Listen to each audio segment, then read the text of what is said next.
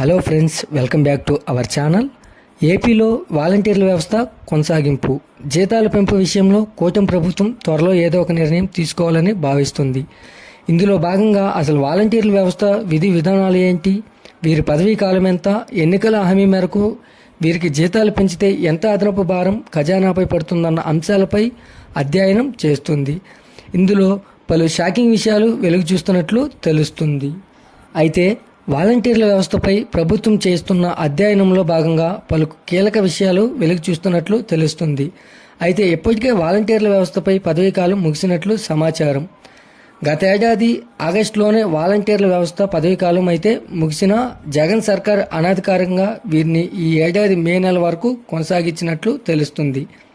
అంతేకాదు, వీరి కొనసాగింపు పైన ఏ నిర్ణయం అయితే తీసుకోలేదు. ప్రస్తుతం ప్రభుత్వ లెక్కల ప్రకారం రాజీనామా చేసిన వారిని మినహాయిస్తే 1,50,000 వరకు వాలంటీర్లు ఈ వ్యవస్థలో ఉన్నారని అంచనా వేస్తుంది. అయితే మరోవైపు కూటమి ఎన్నికల హామీ మేరకు ప్రస్తుతం ఉన్న వాలంటీర్లకు జీతాన్ని 5,000 నుంచి 10,000కు పెంచాలని భావిస్తున్నారు. ఇందుకోసం ప్రతి ఏటా 1,848 కోట్లు ఖర్చవుతుందని అధికారులు అయితే అంచనా వేస్తున్నారు. అయితే కూటమి ప్రభుత్వం అధికారంలోకి వచ్చాక కూడా వీరితోనే పెన్షన్ల పంపిణీ సహా ఇతర సంక్షేమ పథకాలు కొనసాగిస్తారని భావించినా అలా జరగడం లేదు. దీంతో ప్రస్తుతం వాలంటీర్లకు ఎలాంటి విధులు లేవు. అయినా ఊరికే కూర్చోబెట్టి జీతాలు చెల్లించాల్సి వస్తుంది.